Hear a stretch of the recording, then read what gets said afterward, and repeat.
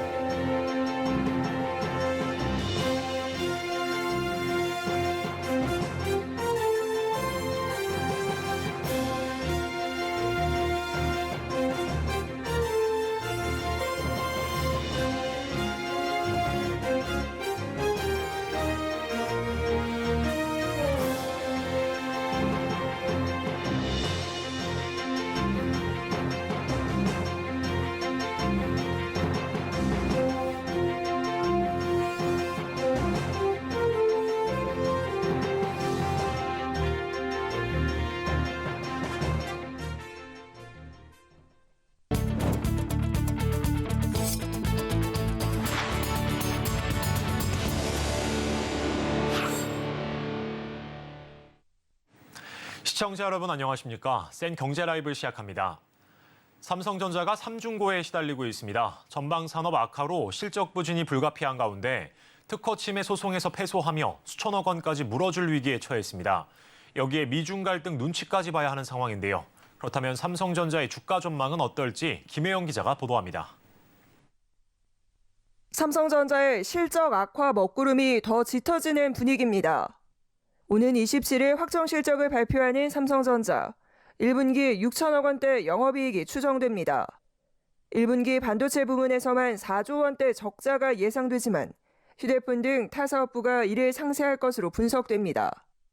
그러나 2분기 적자 골짜기는 더 깊어질 것이란 전망입니다. 반도체 업황이 여전히 부진한 데다 신형 휴대폰 판매도 신통치가 않다는 겁니다. 증권가에서는 2분기 최대 1조 원대 적자를 예상하고 있습니다. 우려가 현실이 될 경우 15년 만에 분기 적자입니다. 소송 전에도 휘말렸습니다. 미국 법원은 네스트리트가 삼성전자를 상대로 낸 특허 소송에서 3억 3천만 달러 이상을 배상하라고 판결했습니다. 미국과 중국의 갈등 심화에 눈치 보기도 만만치가 않습니다. 미국 파이낸셜 타임스는 미국 백악관이 한국에 미중 분쟁 격화 시 미국 편을 들어달라고 요구했다고 보도했습니다.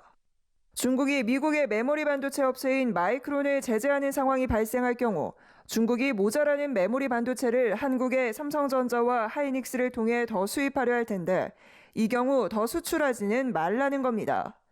그러나 외국인들은 아랑곳 않고 러브콜을 보내고 있습니다. 이달 외국인 순매수 1위 종목은 삼성전자로 2조 원이 넘는 매수세가 몰렸습니다. 삼성전자의 외국인 보유율도 1년 만에 최고치입니다.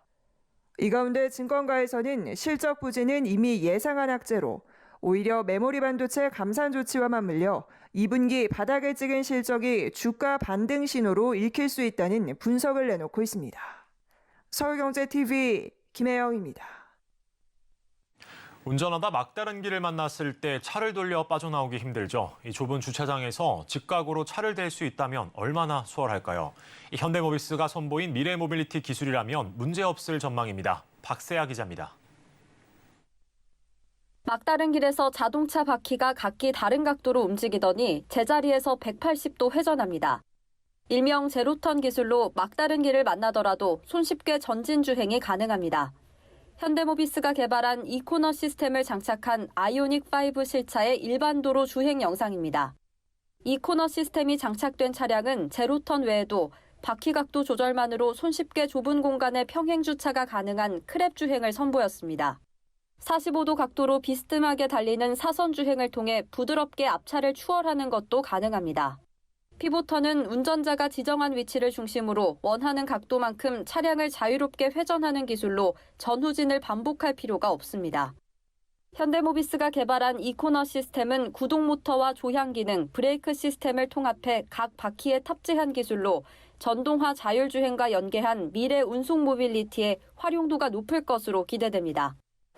이코너 시스템은 세계적으로 양산 사례가 없는 선행 기술로 앞으로도 저희 모비스는 지속적으로 일반 도로 주행 시험을 통해 기술을 더욱더 발전시켜 나가도록 하겠습니다. 현대모비스는 이코너 시스템을 통해 기존 주행의 한계를 극복하고 미래 모빌리티 수요에 선제적으로 대응한다는 계획입니다. 완성도 높은 기술을 통해 상상 속에 존재했던 미래 자동차의 모습이 현실로 다가오고 있습니다. 서울경제TV 박세아입니다. 애플페이가 국내에 도입된 지 한 달이 지났습니다. 애플페이와 연동 가능한 카드사 회원 수도 크게 늘고 특히 예상했던 것보다 결제가 가능한 가맹점도 빠르게 늘면서 업계도 놀란 눈치인데요. 김수빈 기자가 보도합니다. 애플페이의 출시가 한 달이 조금 넘은 현재 곳곳에서 효과가 가시화되고 있습니다. 여신금융협회에 따르면 현대카드는 지난달 회원 수가 전달 대비 20만 명 넘게 늘었습니다. 전업카드 8개사 가운데 가장 많은 수치입니다. 지난 3월 사용 가능한 체크카드 수도 26만 6천 장으로 직전 달보다 49% 늘었습니다. 그간 현대카드가 거둔 체크카드 분기 실적 중 가장 고무적이라는 평가가 나옵니다. 이는 지난달 도입된 애플페이를 사실상 독점하고 있어 신규 회원 수에 영향을 끼친 것으로 풀이됩니다. 특히 체크카드의 경우 신용카드 발급이 어려운 Z세대들이 애플페이에 높은 관심을 보인 거란 분석입니다. 이 같은 증가세라면 상반기 중 회원 수 3위로 올라설 것이란 전망도 나옵니다. 뿐만 아니라 애플페이의 NFC 단말기도 비교적 빠르게 보급되고 있습니다. 현재까지 결제 가능한 온 오프라인 가맹점 수는 129곳. 첫 서비스 당시 오프라인 가맹점이 32개였던 것과 비교하면 규모가 크게 늘었습니다. 오늘 CJ 푸드빌에서도 빕스, 뚜레쥬르 등 외식 전 브랜드가 도입하기로 했다고 밝혔습니다. 카페는 사실상 스타벅스를 제외한 모든 가맹점에서 결제가 가능한데 다음 달부터 스타벅스에서도 이용이 가능할 전망입니다. 이렇듯 애플페이가 영역을 빠르게 확대하자 삼성페이 역시 긴장을 늦추지 않고 있습니다. 최근 삼성전자는 결제 수수료를 부과하겠다는 입장을 제휴 카드사에 전달한 것으로 알려졌습니다. 다만 주요 경제층인 3040층에서는 애플페이가 크게 환영받지 못하고 있어 범용성 확대가 큰 과제로 남은 모습입니다. 실제 회원수 순증과는 별개로 현대카드의 국내 신용카드 이용금액 증가율은 다른 카드사들과 비슷한 것으로 나타났습니다. 따라서 가시적인 매출 증대를 위해서는 가맹점 수 확대와 더불어 교통카드 기능 등을 더해 필요성을 더 부각시켜야 할 것으로 보입니다. 서울경제TV 김수빈입니다. 올해 1분기 위스키류 수입량이 통계 작성된 이래 최고치를 달성했습니다. 젊은 층을 중심으로 이어진 하이볼 열풍의 여파로 풀이되는데 위스키 업계는 이에 힘입어 하이엔드급 초고가 위스키를 출시하며 수익성 끌어올리기에 나서고 있습니다. 이호진 기자입니다. 스카치 위스키 발렌타인을 수입하는 페르노리카 코리아는 오늘 발렌타인 40년 마스터 클래스 컬렉션을 공개했습니다. 해당 컬렉션은 샌디 히슬롭이 발렌타인 마스터 블렌더가 된 40번째 해를 기념해 출시되는 헌정 컬렉션입니다. And it celebrates the time that I have spent with Jack Gowdy, who was my mentor and who trained me to become master blender of Ballantine's. 페르노리카 코리아는 향후 5년간 매년 다른 컨셉의 40년 마스터 클래스 컬렉션을 선보일 계획입니다. 24일 관세청 무역 통계에 따르면 올해 1에서 3월 위스키류 수입량은 지난해 같은 기간 대비 78.2% 증가한 8,443톤에 달해 관련 통계가 작성된 이래 최고치를 달성했습니다. 위스키 소비층이 다양해지고 최근 편의점 등 유통시장에서 하이볼 제품이 인기를 끌며 위스키 업계의 호실적을 견인하자 위스키 업계가 이제는 하이엔드 위스키 포트폴리오 확대에 나서는 것으로 풀이됩니다. 하이볼 제품의 경우 보통 저가 위스키를 사용해 제조하는 데다 토닉워터의 비중이 커 상대적인 이익률이 다소 낮은 편입니다. 위스키 업체보단 토닉워터 생산 기업에 배를 불려주고 있다는 지적도 나옵니다. 싱글몰트 위스키 글램피딕을 수입하는 윌리엄 그랜트 앤 선즈 코리아 역시 지난달 글램피딕 30, 40, 50년 시리즈를 출시했습니다. 결국 위스키 업계의 실적이 개선되려면 고가 위스키 수요가 확대돼야 하는 만큼 위스키 업체들이 하이엔드급 위스키 출시로 하이볼 시장과 초고가 위스키 시장 동시 공략에 박차를 가하고 있는 모습입니다. 서울경제TV 이호진입니다. 부영그룹 창업주인 이진군 회장이 캄보디아 훈센 총리로부터 캄보디아 왕국 최고 훈장인 국가유공 훈장을 수상했습니다. 국가유공 훈장은 캄보디아 정부가 주는 최상위 훈장으로 국가 발전에 공적을 가진 사람만이 훈장을 받을 수 있습니다. 이준군 회장은 최근 캄보디아 수도 프놈펜의 교통 여건을 개선하기 위해 시내버스 200대를 기증했고 이전에도 캄보디아의 초등학교와 태권도 센터 건립 기금을 기증하는 등 다양한 현지 사회공헌 활동을 이어왔습니다. 한편 부영그룹은 캄보디아 프놈펜에 미니 신도시급 부영타운을 조성 중인데 부영타운 내 우정 캄보디아 학교 건립 등 주거 환경 개선에 힘쓰겠다는 계획입니다.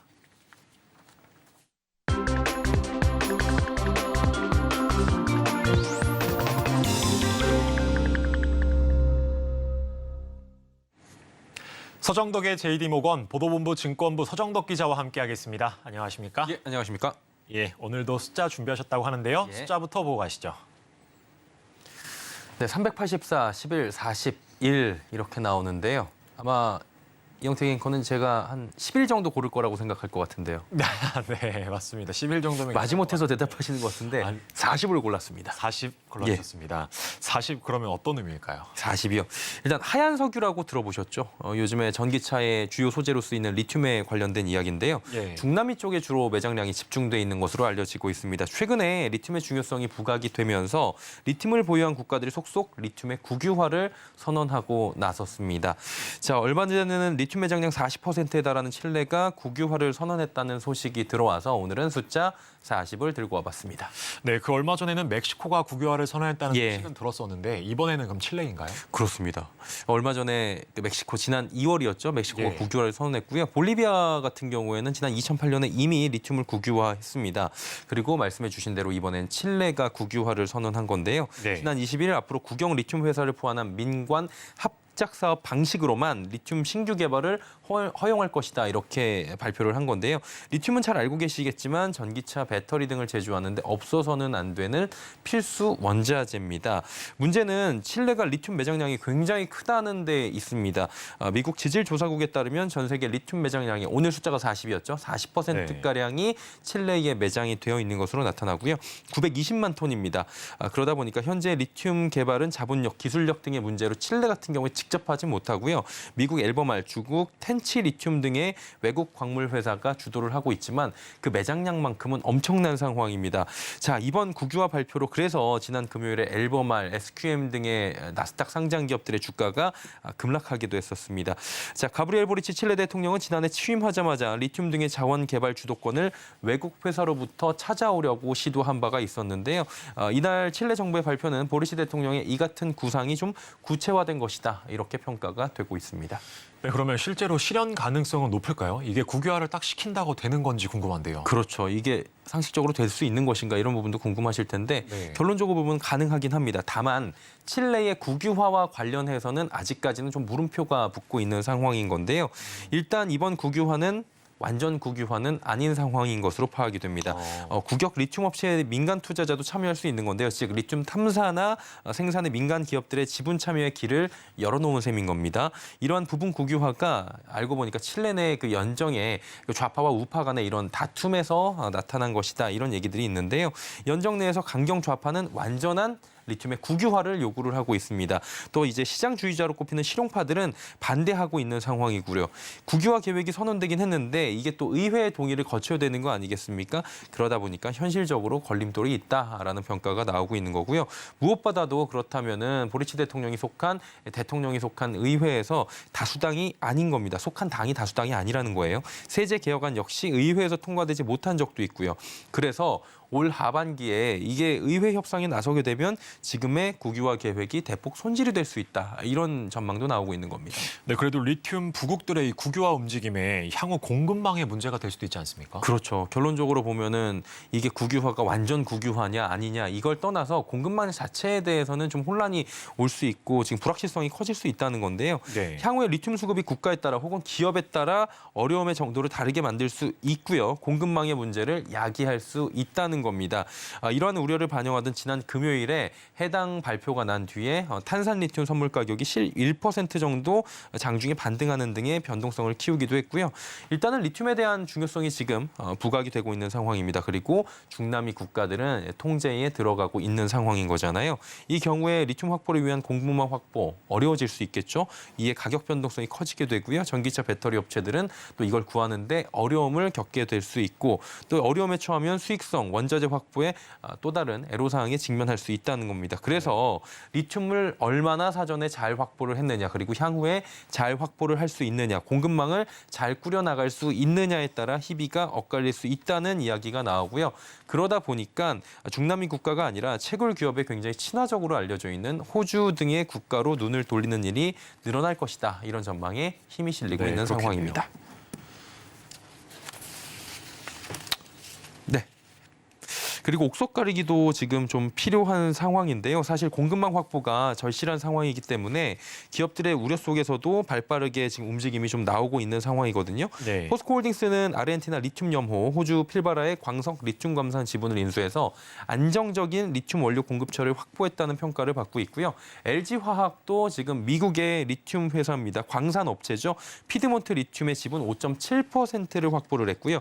SK온 역시 호주의 레이크소스라는 회사의 지분 10%를 확보를 했습니다. 이외에 에코프로는 정관에 국내외 자원의 탐사 그리고 채취 개발 사업을 추가하기도 했습니다. 그리고 한 가지 더 체크를 하셔야 되는 부분이 있는데요.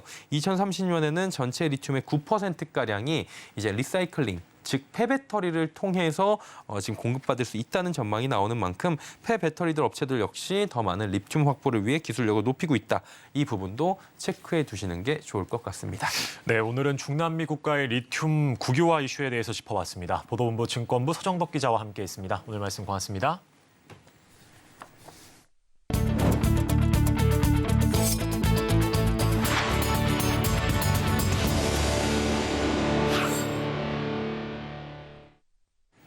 (123층) 계단을 오르는 마라톤이 있습니다. 롯데 월드타워에서 진행하는 스카이런인데요.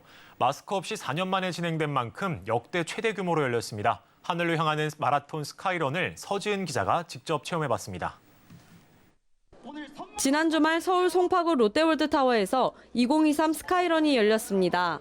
스카이런은 롯데월드타워 1층에서 최상층 123층까지 2,917개의 계단을 오르는 수직 마라톤 대회입니다. 한계를 뛰어넘는 도전 정신과 건강에 대한 소중함을 일깨워 재활치료 환자들에게 희망을 전달하기 위해 기획된 이벤트로 참가비는 참가자 개인 명의로 전액 기부됩니다. 네, 이곳은 스카이런 스타트라인입니다. 국내 재활치료 환자들에게 기부한다는 좋은 목적을 가지고 있어 제가 직접 참여해봤습니다. 스타트 총성이 울리자 마라톤 참가자들이 롯데월드타워를 향해 뛰어갑니다. 오랜만에 마스크 없이 마음껏 뛸 수 있는 기회에 참가자들의 표정은 밝기만 합니다. 100층을 넘어가니 참가자들은 지친 모습을 보이며 무거워진 발걸음을 이끌고 한 발 한 발 걸어나갑니다. 여기는 110층입니다. 참가자들의 열기 때문인지 이곳은 사우나처럼 후끈합니다. 20층마다 쉼터가 있어 지친 참가자들은 물을 마시고 잠깐 휴식을 취하며 재충전할 수 있습니다. 123층을 올라 완주를 끝낸 사람들은 뜨거운 격려와 함께 메달을 받게 됩니다.